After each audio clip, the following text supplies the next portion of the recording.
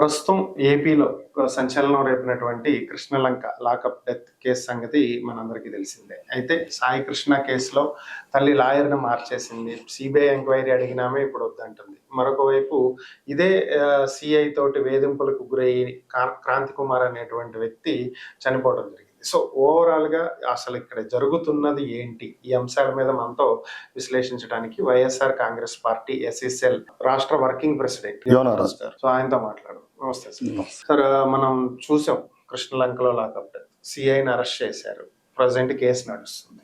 కానీ తల్లి మొన్నటి వరకు సిబిఐ ఎంక్వైరీ అడిగింది. ఇప్పుడు పిన్ని చనిపోయిన వ్యక్తి పిన్ని ఇప్పుడు నేను పోరాడతాను, వాళ్ళు ఏం లాలూచి పడ్డారో తెలియదు, బ్యాక్గ్రౌండ్ ఏం జరిగిందో తెలియదు, నేను మాత్రం పోరాడతాను, న్యాయం జరగాలంటుంది. మరొక వైపు క్రాంతి కుమార్ అనే వ్యక్తి కూడా మృతి చెందడం జరిగింది. ఇదే సిఐ వేధించాడని చెప్పి అతను వీడియో కూడా రిలీజ్ చేశాడు. ఓవరాల్ అసలు ఏం జరుగుతుంది? మీరు అడిగిన ఈ సాయి కృష్ణ కానివ్వండి, అంటే రాష్ట్రంలో సాయి కృష్ణ క్రాంతి కుమారే కాదు సార్, రాష్ట్రంలో ఇంచుమించుగా 25 మంది ఎస్సీ సోదరిమణులు చనిపోయారు రాష్ట్రం మొత్తం మీద. మీకు ఈ 2-3 ఇన్సిడెంట్లు చెప్తా. మందా సాల్మన్ పిన్నెల్లిలో వాళ్ళు ఇంచుమించు ఒక 50-100 ఫ్యామిలీని బహిష్కరించారు.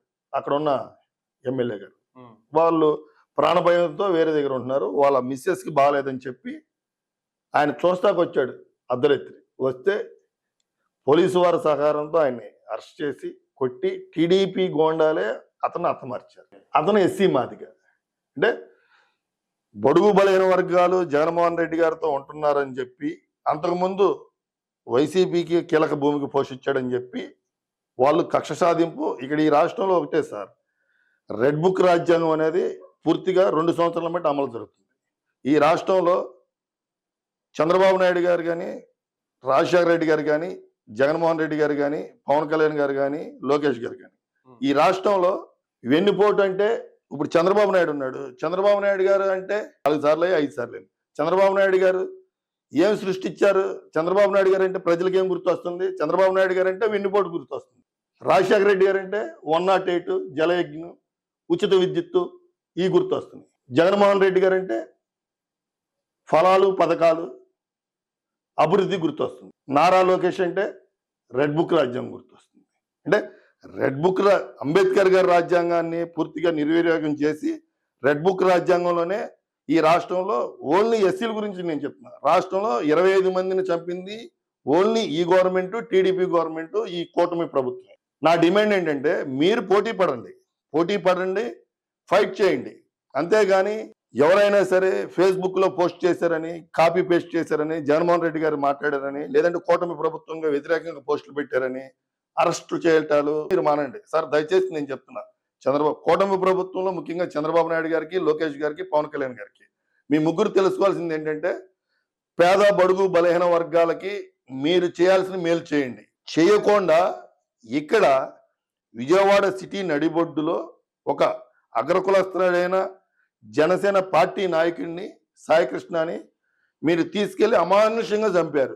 సరే, చంపింది మీ ప్రభుత్వమే, ప్రభుత్వంలో పార్టీ అని పోలీసు వారే. పోనీ మీరు వారికి పరామర్శించారా? పరామర్శించలే. సరే, మీరు ఏమైనా నష్టపరిహారం ఇచ్చారా? ఇవ్వలేదు.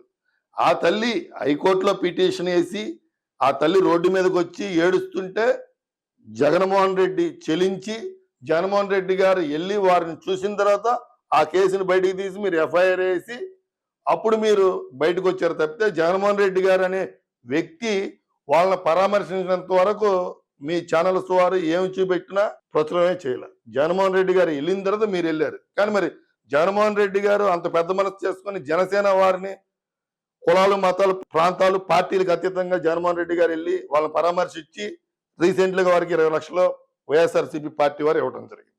అదేవిధంగా క్రాంతి కుమార్ ఎస్సీ మాదిగ, వాళ్ళ తండ్రి గారు ఇంచుమించుగా 30 ఏళ్ల మట్టి కాళ్ళకు బలపం కట్టుకొని ఒక పాంప్లెట్ వేసి ఎంఆర్పిఎస్ రాష్ట్ర అధ్యక్షుడు అని చెప్పి డప్పు కొట్టుకుంటా అన్ని జిల్లాలు టీడీపీకి ఓటేయండి అని తిరిగితే వాళ్ళ అబ్బాయి మరణిస్తే మీరు కనీసం పరామర్శించలా, కనీసం ఆర్థిక సాయం చేయలా.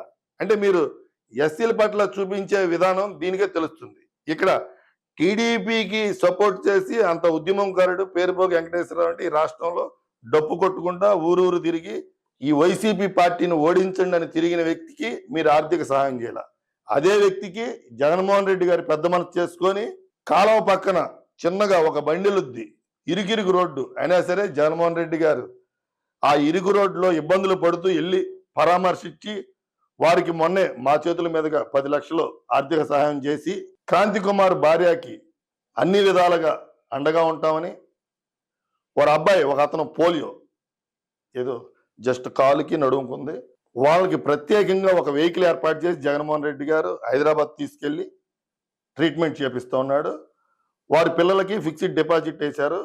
మా గవర్నమెంట్లో వచ్చినప్పుడు కంపల్సరీగా క్రాంతి కుమార్ వైఫ్కి జాబ్ ఇస్తానని జగన్మోహన్ రెడ్డి గారు మాట ఇచ్చారు. అంటే జగన్మోహన్ రెడ్డి గారు టీడీపీ వారికి కూడా నేను అన్ని విధాలుగా అండగా ఉన్నానని చెప్పి పార్టీలకు అతీతంగా ఆయన ఉన్నాడంటే మనుషుల్లో దేవుళ్ళు అంటాడు జగన్మోహన్ రెడ్డి గారు. నేను ఎందుకు చెప్తున్నానంటే భగవంతుడితో ఎవరిని పోల్చకూడదు.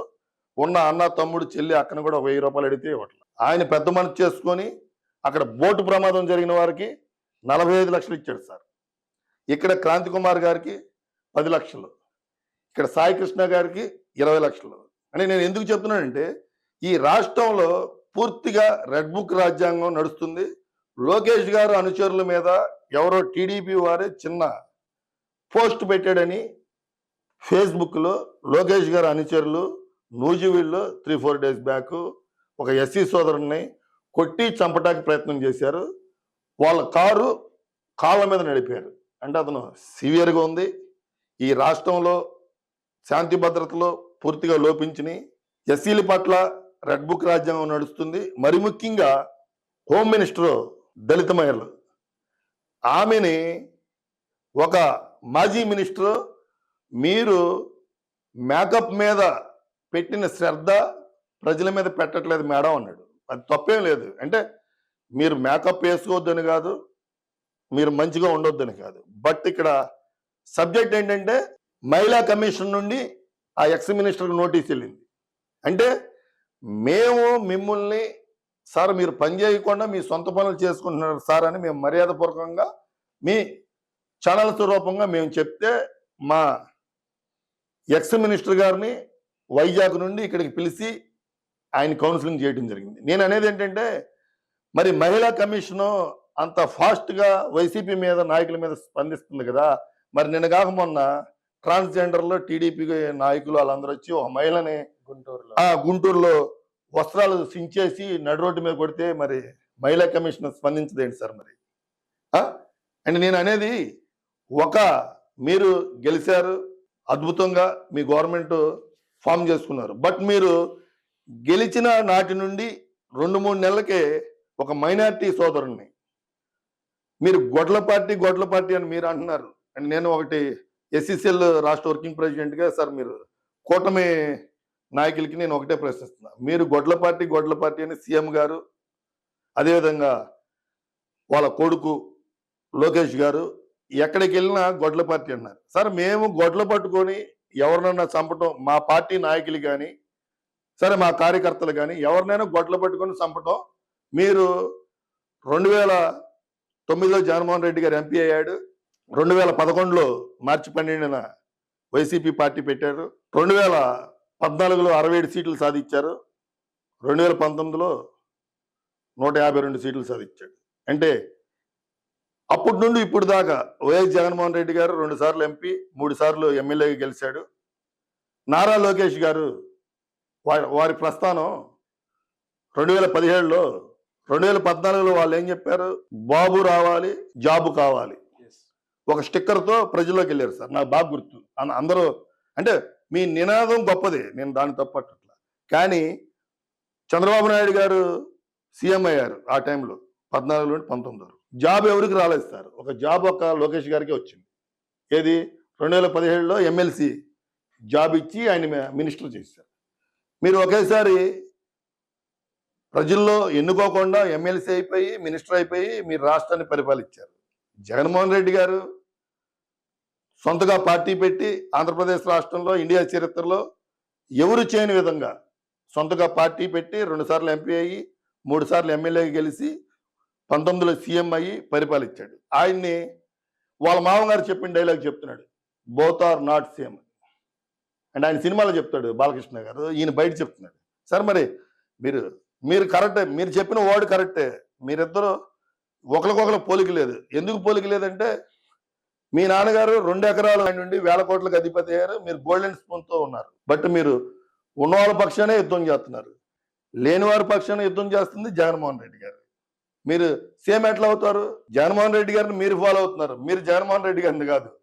ఆయన పబ్లిక్ లైఫ్ లో నుండి వచ్చి పేద బడుగు బలహీన వర్గాలని అభివృద్ధి చేసుకుంటూ వచ్చి పాదయాత్ర చేసి సీఎం అయ్యాడు. మరి మీరు ఏం కష్టం చేసి సీఎం, మీరు ఇప్పుడు సీఎం గారు కొడుకుగా ఇప్పుడు మొన్న గెలిచారు మీరు.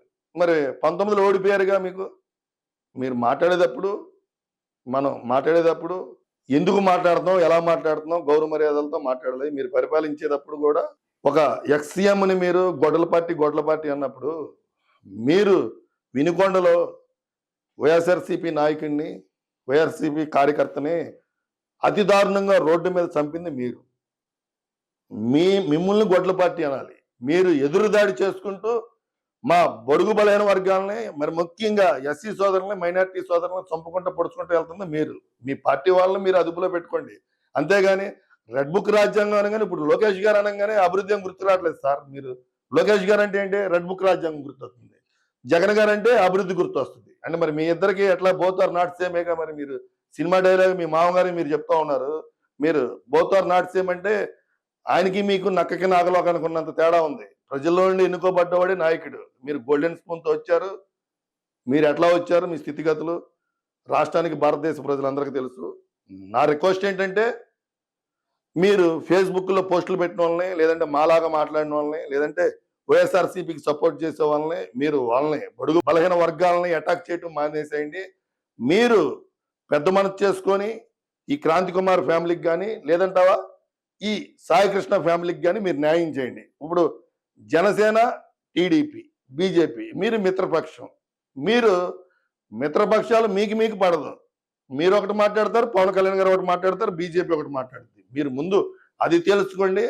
అంతే తప్పితే బడుగు బలహీన వర్గాలని మీరు అణచివేయాలి, బడుగు బలహీన వర్గాలని తుంచేయాలి, తూచేయాలంటే మేము చూస్తూ ఊరుకోము. మీ కౌంట్ డౌన్ వినుకొండలో 3 నెలలు అయినప్పుడే మీ కౌంట్ డౌన్ స్టార్ట్ అయింది. మరి ముఖ్యంగా ఇక్కడ మీరు ఎస్సీ ఎస్టీ సోదరులు అమరావతిలో భూములు కూడా లాక్కున్నారు. మేము దాన్ని కూడా పరిశీలిస్తున్నాం. బడుగు బలహీన వర్గాల తరపున వైఎస్ఆర్సీపీ, ఎస్సీసీఎల్ ఎప్పుడూ అండగా దండగా ఉంటుంది. రానున్న రోజుల్లో ఈ 25 మందిని టీడీపీ, ఈ ప్రభుత్వం, పోలీసు వారు అతి దారుణంగా చంపారు. కాబట్టి ఈ విధి విధానాల మీద మేము ఉద్యమం చేస్తూ ఉంటాం.